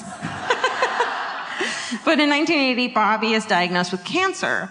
So while he is recovering from radiation and is trying to get better, she is having the entire home remodeled. Yes, because you have to cleanse, clap the corners, sage the house. Yes. Get new Italian furniture. Wallpaper. Shag carpeting. The end. Very important. So she's having it remodeled, and then she says to like her neighbor, you know, I'm getting this done today. Can you take him in your house for a week and let him live there? Her dying husband? So she moves in with the neighbors. He never returns to his home. 2 years after his diagnosis and a couple weeks after this, he dies. So Sandra becomes friends with her late husband's oncologist, Dr. John Bagwell, and his wife, Betsy. They become buddies. And so Betsy is the quintessential Highland Park housewife and mother. She's fucking Highland Park High School cheerleader she was. She wasn't as an adult. That would be weird. You kind of said that like Yoda. I know. Highland Park cheerleader she was. I get it. You know what I mean? Yeah. But you know, she's like, you know. She's the shit. She's a hardworking lady. Shakespeare Festival, Junior League, active in the Presbyterian Church, taught Bible class for children in her home while raising two of her own children. So the couple was like, great, we love this chick. She's our friend, Sandra. Awesome. Wonderful. But then she starts becoming really like obsessive with them and fucking totally what about Bob's one of their vacations. And shows up unannounced in New Mexico where they were vacationing. Yes. She fucking, Yes. what about Bob's that shit? Oh my God, what are you guys doing in New Mexico? Yeah. I think we have a photo of her. So that's her and her, that's her third husband, Stephen. That's not him either. I thought we had a photo of her. There she is. That's Betsy Bagwell. Okay. Wait, sorry. That's the good woman. Yeah. That was just trying to go on vacation. Yeah. Okay. So she's like, surprise, New Mexico. And then they're like, we need to distance ourselves from this woman at that point. So they are trying to break ties with her, but she's still really insistent with hanging out with them, even though they try not to get her, like, let her in their lives. But then in early June 82, Sandra calls Betsy and is like, hey, I need a ride to the airport. My car won't start. Some bullshit about that. So Betsy goes to help her, takes her to the airport. And when they go to the lot where Sandra's car is parked to get her, because she had forgotten her driver's license, it's some convoluted bullshit story. So then 4 hours later, after Sandra being the last person to see Betsy, June 16th, 1982, Betsy, 40-year-old, she's found dead in her Mercedes in the airport parking lot where they had been. She'd been shot in the head, and her death was ruled a suicide. Right. No. So Sandra, being the last person to see Bagwell alive, all these questions, of course, surface. And there's no evidence. There's not a suicide note. She'd been living a happy life. Everyone who knew her was like, hell fucking no. There's no way she would have done that. Yeah. But police, John Bagwell, the husband, hires a private investigator, but police close the case and refuse to open it. So, let's see. So when Sandra has the funeral for her husband who died of cancer, Bobby, she got about $50,000 as like memorial funds. I guess people just like give you money. I don't know. That's not usually how it works. Well, she didn't really spend any money on his funeral. She got like the cheapest casket and all this stuff, and it pissed everyone off. Okay. June 1984, she meets a guy named Alan Rehrig. He's a good-looking 29-year-old, just moved to Dallas, a former college basketball star from Oklahoma. He was going to hit it rich in real estate. And he's like, I want to be rich. And he's driving around Highland Park. He's like, this is the rich neighborhood. Sometimes people who live in these big houses will rent out their back house for people like me. Mm-hmm. So he's driving around, sees a hot woman on her fancy lawn, and gets out and is like, asks her. Turns out it's our friend Sandra. Uh-oh. And she's like, I don't, but I'll help you. And of course they fucking fall madly in love with each other. Which is like the creepiest way to meet someone, right? No, I love it. In a rich neighborhood on a lawn? Come on. Croquet style? Yeah. These are the 70s, people. Okay. So within weeks, they're inseparable. Then in the fall of 84, she says that she's pregnant. She tells him she's pregnant.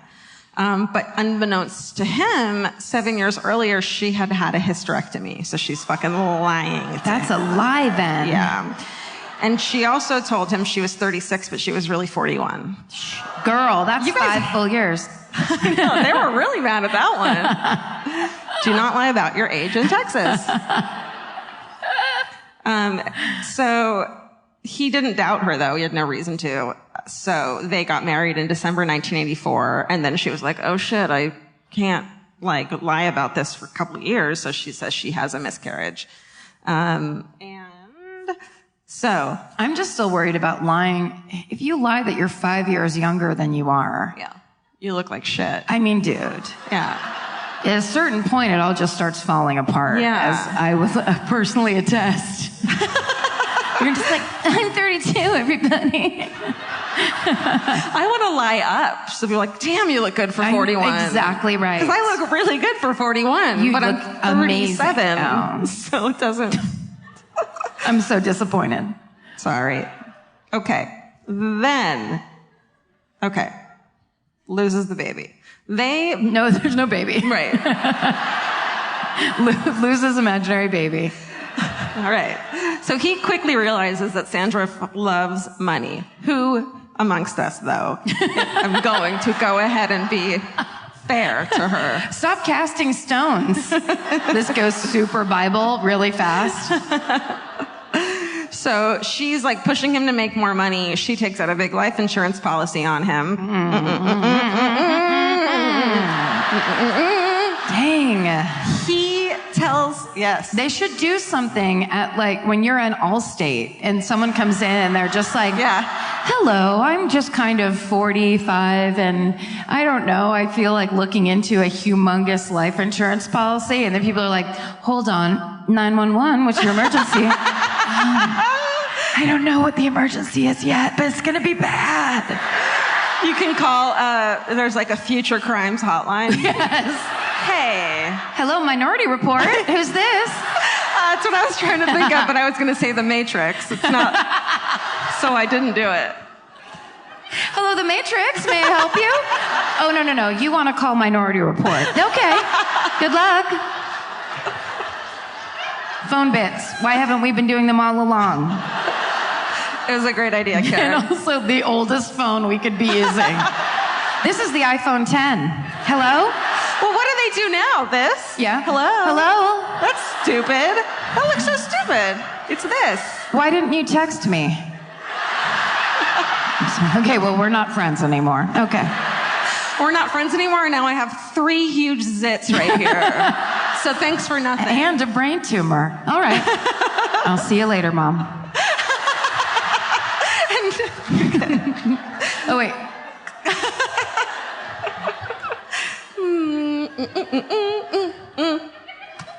Okay. Oh, he tells his friends that guess how much money she spends a month on clothes, food, and travel? Guess how much? Clothes, food, and travel? Like, guess how much a month she spends? A month. Okay. Well, let's talk about how much I spend a month on clothes. 0. Karen, as a Jewish friend, I need to tell you, you need to start spending more money on clothes. I have Catholic permission to buy more clothes? Yes. I'm going to say, and it's the 80s, right? Mm-hmm. $5,000. $20,000. What the fuck? But how fun of a month would that be if we could do that, you guys? If we just had 1 month where you could do that, we would have the best fucking month. But what's she doing? Like going to New Mexico 4 times? Like what? I don't know. It's the thing of when people buy expensive clothes, because we're all like, that's a lot of clothes at Forever 21. Yeah. But it's like, no. People adults shop at real places. That's right. 41-year-olds shop at real stores. God, that's so many shirts that are going to pull apart in 3 days. Yeah. I know. Why would she waste that money? Right. So she could have bought like 2 power suits and that's it, and that's how much they were. We don't know. Okay. In November 1985, the couple separates because of all the money problems, and she's a crazy liar. So he moves in with a friend, and they didn't see each other for several weeks. And then in December 1985, Sandra calls him and is like, let's meet at the storage facility we rent because we need to get this stuff out of here. No, thank you. No. Never meet anyone at a storage facility. Why not say, meet me in the middle of the desert, bring your own shovel? No. I met my dad at a storage facility once. What? I met my dad at a storage facility once, but I survived. It was really depressing because I helped him clean his storage facility out, so that's just as bad. But they're like, it's such a strange desert of nothingness and weird secrets that people have behind some garage door. I would have not met anyone else I know at a storage facility. Fuck no. I'm so mad at him. Yeah. Okay. He kept trying to make me take things home. Do you want this? No, I don't want that, Dad. Throw it away, Dad. Just throw it away. It's going to be okay. Just a weird old mug from McDonald's. Okay. So they're going to meet at the storage facility, and he doesn't show up. Right? Oh. So she says. Next thing we know, he is found slumped over in his Bronco in Oklahoma. He had been killed by gunshots to the head and chest.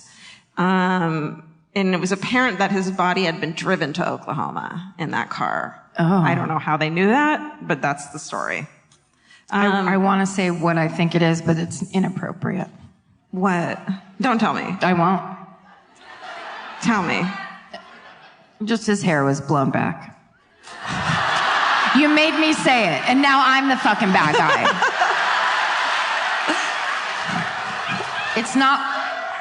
It's sad.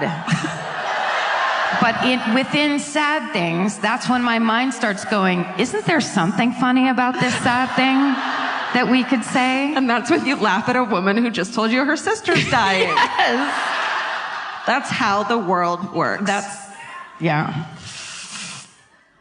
How you doing? I'm all right. Are you warm? You're hot. You're warm. Am I hot? Yeah. Okay. So Sandra's a suspect, but she's totally uncooperative. She won't speak to anyone and she won't let anyone speak to her daughters who are older now. And at this time she becomes known as the Black Widow, and Dallas in high society in Dallas starts talking mad shit about her all the time, and do you know about this thing? Do you know this thing she did? And everyone's like, oh fuck, this woman's crazy. There were probably parties planned specifically to talk shit about her, because that's the third husband that's died, right? Yeah. In their purview. Right. You'd be like, buy the canapes, we have shit to talk about. Come over. Break now. out the caviar. Everybody, get a scoop of caviar and sit down. I'm going to tell you something. Exactly. So, also, which is highly unusual, the FBI fucking gets in onto the murder probe, and they're like, oh, I thought you meant the gossip. Oh. FBI, guess what I heard? Sorry.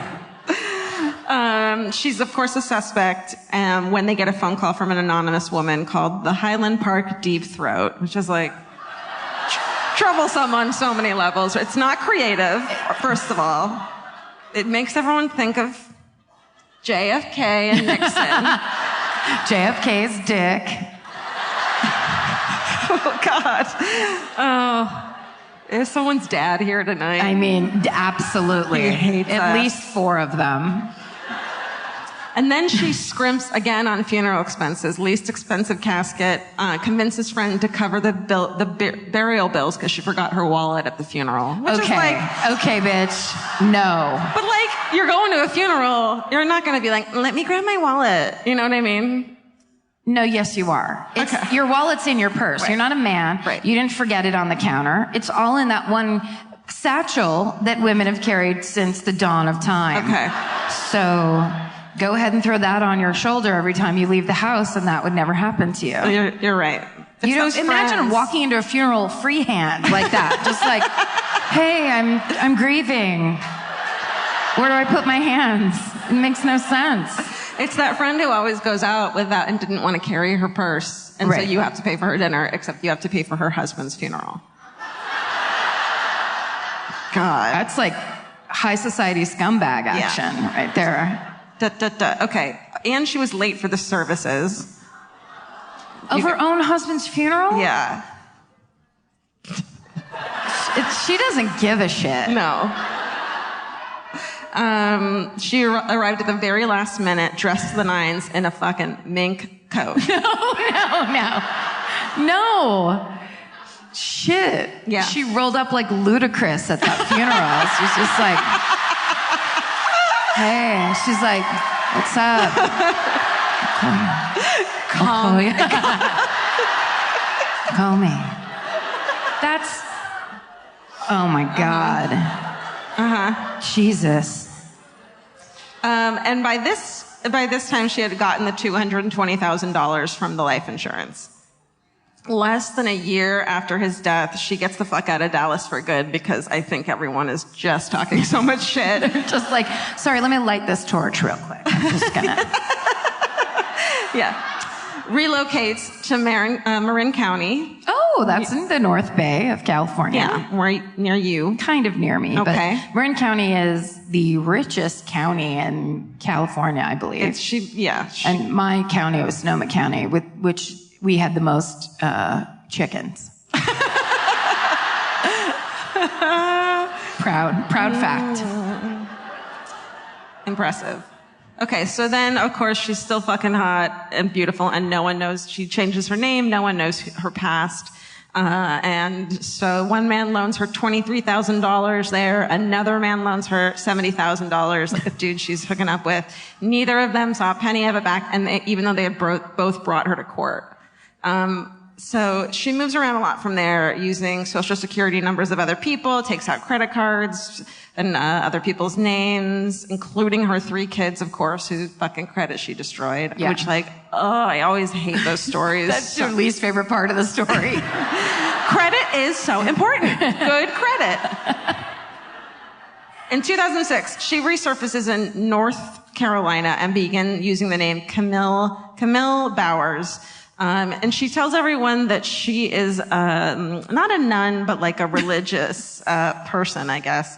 And she does like she goes to India to take care of children and build houses and stuff. Wait, like is that. this the Mother Teresa story? Yes, this is how Mother Teresa started.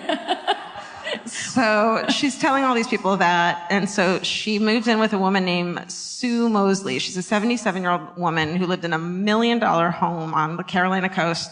She's incredibly wealthy, and she was basically going to live in the house and take care of the housework, and she'd get free room and board, which is like, that's fucking sweet. Sign me up.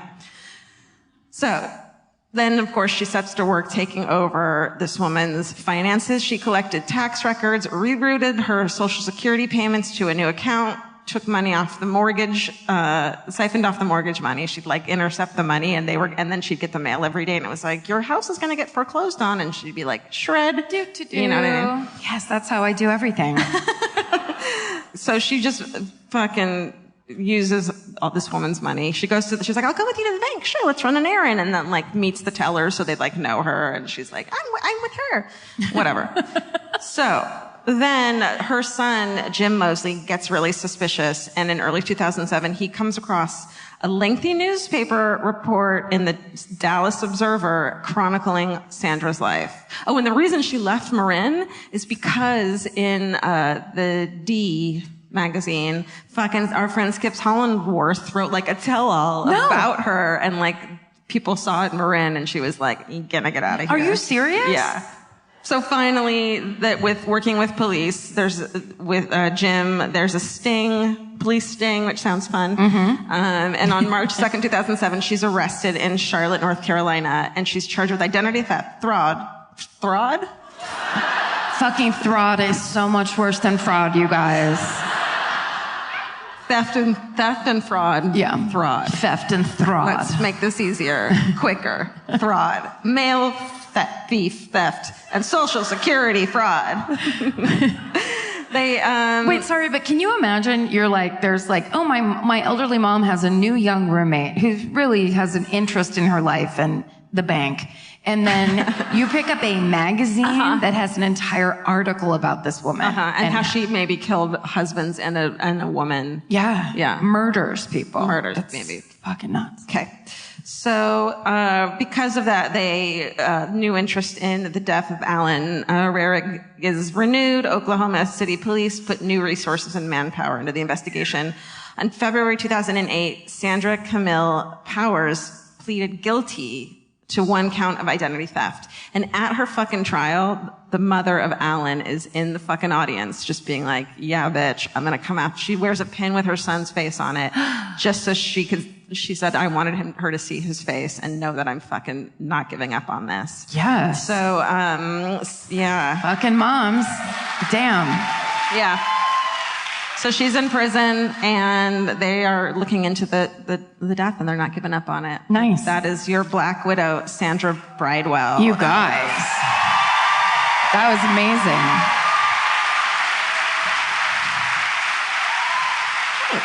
You know what I think would be fun? We should ask Steven, because, Steven puts that we find those pictures, and then he puts them on those amortises, basically. We should tell him, put up one random picture at the end, because for some reason I just want to press this button one more time, but there's nothing. There's Betsy. Oh my god. What if all the lights went out? I just put us into a vacuum. Well, that's Alan right there with her children. Look how cute he is. Wait, and so is that her? That's her, yeah. She looks different in every picture. Like, that wasn't her. The other one wasn't her. No, I know that. But then that's her there with him too, as well. Right. But that doesn't look like the lady laying sideways with her weird 80s hair to me. I think that's fair. Do you think it's a bunch of different women? Yes. Finally, I get to say my theory. We solve it. It's quadruplets. Okay. Do we have time? Yeah, let's do a hometown murder, you guys.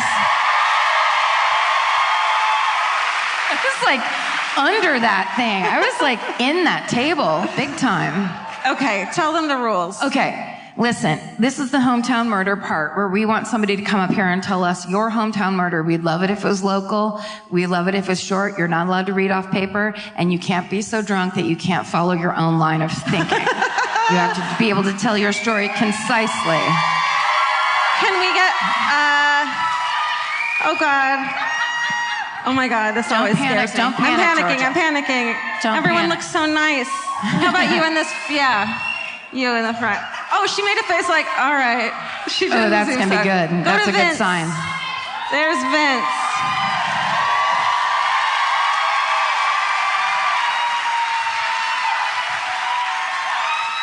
Hi. I'm Angela. Hi, Angela. Hi, Angela. Hi. Come get in You here. stand in the middle. Come here. You Cool have to come shoes. here. Cool shirt. Yeah. Where are you from?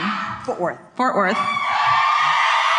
Yeah. It's really bright. I know. Yeah, isn't it crazy? It's bright, or you have to see all the people and it's scary. So you just have to go with lights. Okay, so I went to high school with the killer. We hung out together. He was a jerk, though. He made fun of me for being fat. Fuck him. Yeah, so y'all didn't cover anything Fort Worth, but we had a serial killer in the 80s. But, Well, wait, did you come up here to admonish us? Because you'll get fucking kicked off this stage.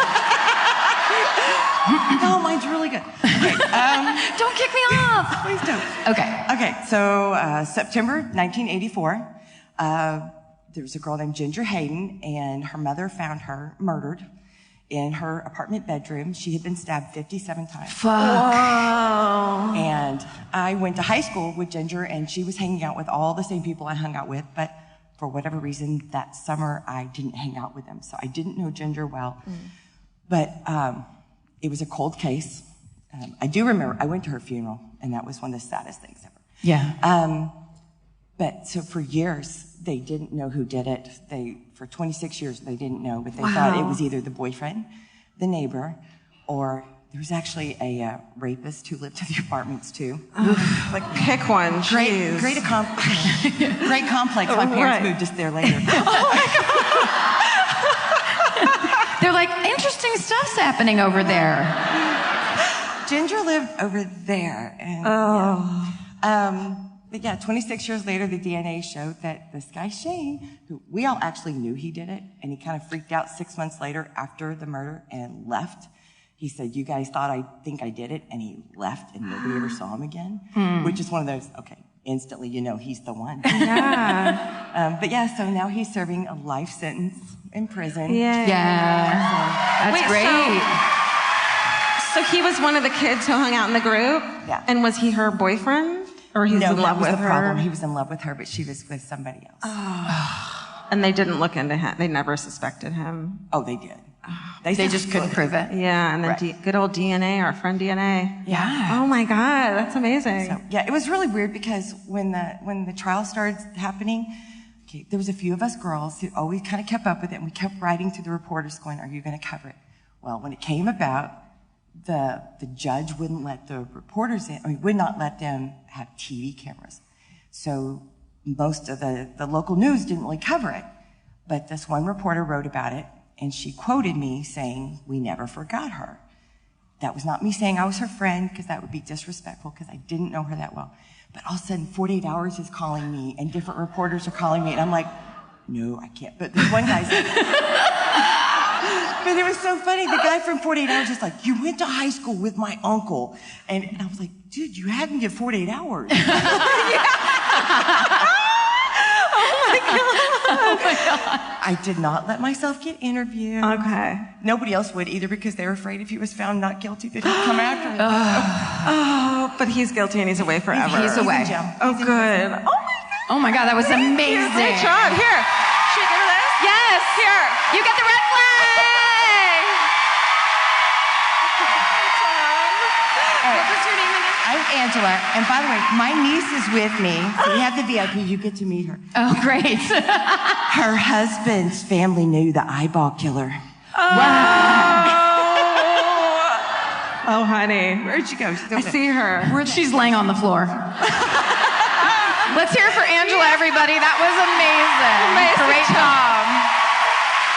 Oh my God, what a perfect ending. What a perfect ending. Yeah. These shows have been so fucking incredible.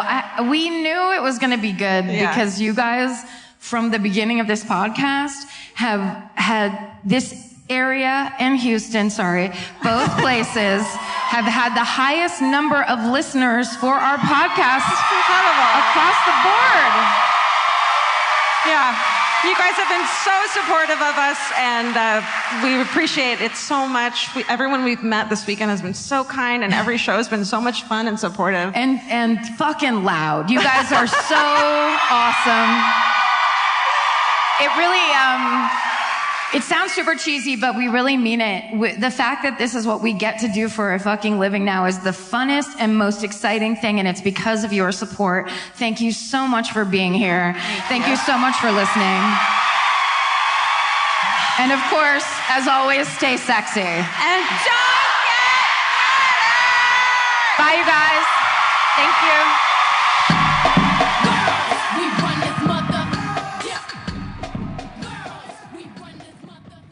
If audiobooks are your thing, or if you've been meaning to listen to more of them, you should check out a podcast called Earsay, the Audible and iHeart Audiobook Club, hosted by Cal Penn. Each episode spotlights standout audiobooks on Audible across all kinds of genres: sci-fi, comedy, romance, thrillers, and more, with Cal talking to guests who help break down what makes each story worth listening to. It's a fun, easy way to discover your next great audiobook. Check out Earsay on the iHeartRadio app, Apple Podcasts, or wherever you get your podcasts. Goodbye. The best time to think about home security is before you need it. That's exactly why there's Simply Safe. Traditional home security only alerts you after a break-in has already happened, and that's too late. Simply Safe is changing that. Simply Safe's US-based live agents identify threats on your property and help deter them so intruders never get to your house. The system is customizable so you can build one that fits your home and your specific needs. The 24/7 professional monitoring is effective and affordable and won't lock you into a long-term contract. I think that's what's so scary for so many people is that long-term contract. And like, what if it turns out you don't like it or need it,